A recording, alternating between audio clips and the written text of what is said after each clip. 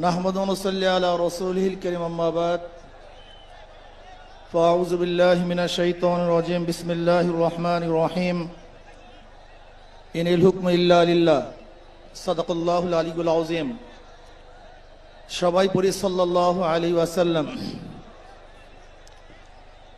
ইসলামী আন্দোলন বাংলাদেশ কর্তৃক আয়োজিত আজকে মহাসমুদ্রের সম্মানিত সভাপতি আমাদের সেরে তাজ হযরত পীর সাহেব হুজুর চরমনাই দামাত বারকাতুহুল আলিয়া, মঞ্চে উপবিষ্ট জাতির শ্রেষ্ঠ সন্তান শ্রদ্ধাভাজন ওলামায়ে কেরাম, ইসলামী দলের নেতৃবৃন্দ, অন্যান্য দলের নেতৃবৃন্দ, সামনে উপবিষ্ট ইসলাম প্রিয় দেশপ্রেমী ভাইয়েরা আমার, আজকে সম্মেলন কেন?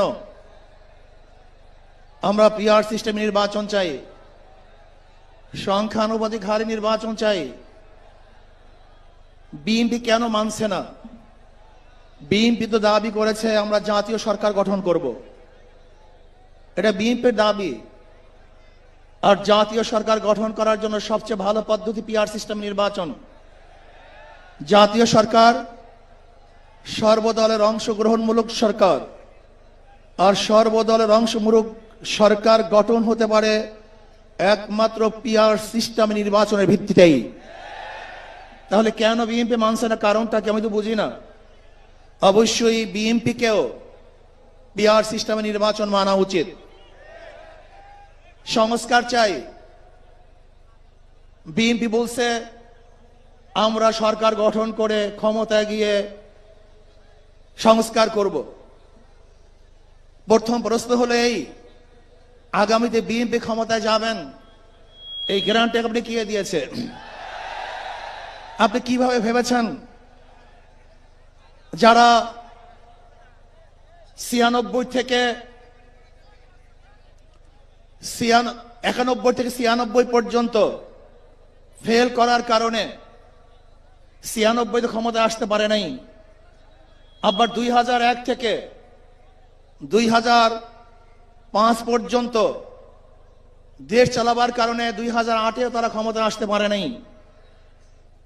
2001-এ বিএনপি ইশতেহার ঘোষণা করেছিল, সেই ইশতেহারের মধ্যে 10%ও বিএনপি বাস্তবায়ন করতে পারে নাই। এমনকি 2001-এ বিএনপির ইশতেহারের 1 নম্বর শর্ত তারা পালন করতে পারে নাই। আমি বিশ্বাস করি আগামীতে ক্ষমতায় কে যাবে না না যাবে আমি জানি না, কিন্তু বাংলাদেশের জনগণ কোন দুর্নীতিবাজ, চাঁদাবাজ, দখলবাজ, খুনিদেরকে আর ক্ষমতায় নিবে না।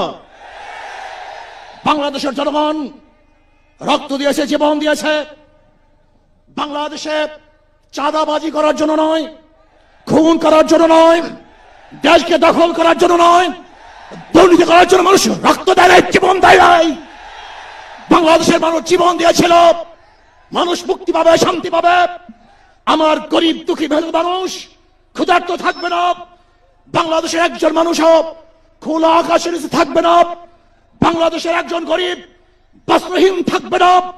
আমার বাংলাদেশের কোন মানুষ গুম হবে না, খুন হবে না, বাংলাদেশের কোন ব্যবসায়ীকে চাঁদা দিতে হবে না, বাংলাদেশের প্রত্যেক নাগরিক অধিকার বাস্তবায়ন হবে, তারা শান্তিতে বসবাস করতে পারবে, নির্বিঘ্নে ঘুমাতে পারবে, আমার মা বোনরা ইজ্জত দিয়ে রাস্তায় চলাফেরা করতে পারবে।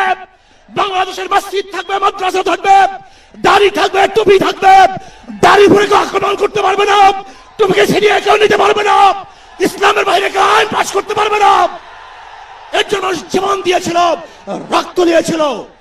দ্বিতীয়বার দাড়ি টানবে এই দৃশ্য দেখার জন্য মানুষ রক্ত দেয় নাই। মৌলবাদীর বিরুদ্ধে আঙ্গুল তুলবে, মোল্লা বলে গালি দিবে, আজকে টুপি দাড়িওয়ালাদেরকে ক্ষমতায় যেতে দেবে না, এই স্লোগান শোনার জন্য মানুষ রক্ত দেয় নাই।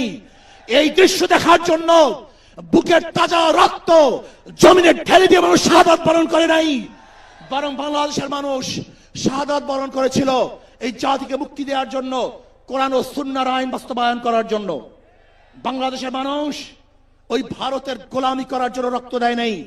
বাংলাদেশের মানুষ ভারত আমাদের দেশে কর্তৃত্ব নেতৃত্ব করবে, আমেরিকা আমাদের দেশে কর্তৃত্ব নেতৃত্ব করবে, এর জন্য বাংলাদেশের মানুষ জীবন দেয় না, রক্ত দেয় নাই।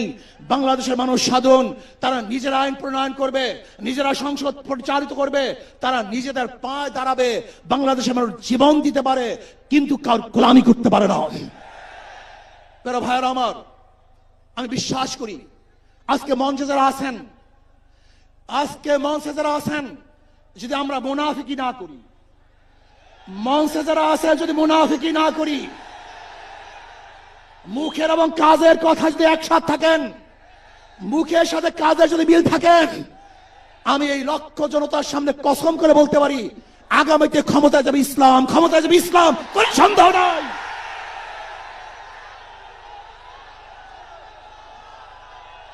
কিন্তু খবরদার যদি মুনাফিকি করি তাহলে এদেশের মানুষ সচেতন হয়েছে, এদেশের মানুষ সব জ্ঞানী হয়ে গেছে।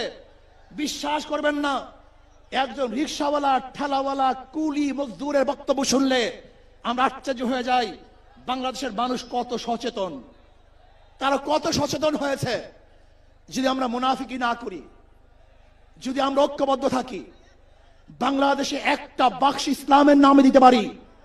যেরকম আমেরিকা এবং ওই জারস ইসরায়েল ইরানের আক্রমণকারী ভেবেছিল মুহূর্তের মধ্যে নিচ্ছিন্ন করে দিবে, কিন্তু আক্রমণ করার পরে দেখেছে ইরানের গুহার থেকে কোথার থেকে বোম মিসাইল চলে আসছে। আমেরিকা এবং ইসরায়েল যেরকম অনুভব করতে পারে নাই, বাংলাদেশের বুকে যদি একটা বাক্স দেওয়া হয়, বাংলাদেশের ঘরের থেকে এমন মিসাইল বের হবে, এমন বোমা বের হবে, গোটা বাংলাদেশ থেকে, গোটা দুনিয়া থেকে ইসলামের দুশমনদের ধ্বংস করে ফেলবে ইনশাআল্লাহ। ঐক্য হন, মুনাফিকি করবেন না, একসাথ হন, ঐক্যবদ্ধ হন, এইটা আমার মেসেজ থাকবে। যদি ঐক্যবদ্ধ ভাবে ক্ষমতার লোভকে সংবরণ করে আমি ক্ষমতায় যেতে চাই না, ইসলামকে ক্ষমতায় নিতে চাই। আমি ক্ষমতায় যাইতে চাই না, কোরআন ও সুন্নাহকে ক্ষমতায় নিতে চাই। যদি আদর্শ লালন করেন, এই নীতি আদর্শ যদি গ্রহণ করেন, ইনশাআল্লাহ নাসরুম মিনাল্লাহি ফাতহুন করিব অবাশশিরিস সাবিরিন। সেই দিন আসতেছে, আমি দেখতেছি, মনে হয় আমার চোখের সামনে আমি দেখতেছি ওই সংসদের মধ্যে কলেমার কথা হবে, কোরআন ও সুন্নাহর কথা হবে, লা ইলাহা ইল্লাল্লাহ উচ্চারিত হবে। গোটা বাংলাদেশের মানুষ শান্তিতে বসবাস করতে পারবে, জুলুম থাকবে না, অত্যাচার থাকবে না, অবিচার থাকবে না। প্রত্যেকটা মানুষের প্রাপ্তি তাদের ঘরে ঘরে পৌঁছানো হবে। আজকে আমার মা বোনেরা মনে করছে ইসলাম ক্ষমতা আসলে আমাদের অবস্থাটা কি হবে।